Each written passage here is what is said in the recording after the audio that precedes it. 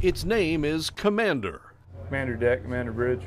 The captain's chair on the bridge looks like Star Trek, high-tech and highly automated. I can see constant tension on the winch here, the live feed, as well as the amount of line that's out. It's highly maneuverable. The tug can turn on a dime, and it's packed with power. We're almost 13,000 horsepower, and that is an ungodly amount of power for a boat this size. 23% more powerful than the current tugs.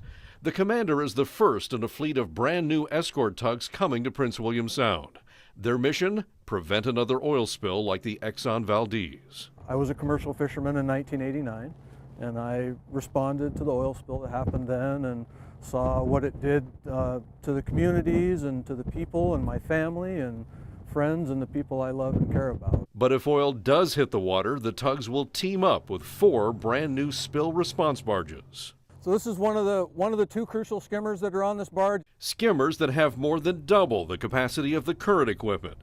Behind all of this is Edison Schwest Offshore, a Louisiana-based company that's taking over from Crowley, which has safely escorted tankers here for 20 years. They've done everything we've ever asked them to do. They've done it like professional mariners, and they've done it extremely well.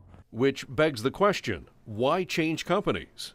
Value. We continuously bid contracts to see what's out there, and Edison Schwest was able to bring more value to the table. July 1st, that's when these new escort tugs and their crews are supposed to take over responsibility for getting tankers safely in and out of Valdez Harbor and through Prince William Sound. But this changeover does come with some concern.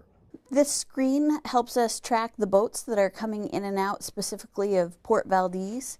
So it's color-coded by different topics. And it's coming from the Citizens Watchdog group that was set up after the Exxon Valdez spill. It wants more bad weather training for the new tug crews. Because we feel strongly that the safest course is for them to experience harsh weather before it's an actual emergency situation. And the Citizens Council says that should include practicing for emergencies in the worst winter weather and sea conditions, especially since most of the new crews will be from the lower 48. This has to be right because there are lives on the line, the crew members, but also the long-term health of these communities and the environment in Prince William Sound. Alyeska Pipeline has pushed back against those demands, arguing it's too dangerous. But what we won't do is put people in the worst conditions. We will certainly respond in the worst conditions. If it's not safe for the crews to train in, is it really safe to have the tankers transporting oil in those conditions? Edison Schwest says its crews will be from out of state at first because they already know the company's equipment and safety standards. Currently working in 18 different countries around the world. We have experience all the way from Antarctica. We have icebreakers working in Antarctica, and we've actually been operating in Alaska since 2007.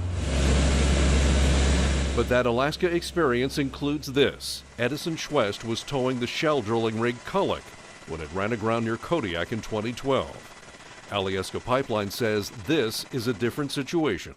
This is us. This is Alyeska's contract, and they work for us, so it's stop work authority, not accepting risk, and not getting into a position where something like that could ever happen. Part of the training for the new tugboat crews is a history lesson about the Exxon Valdez spill to make sure they know how much is at stake.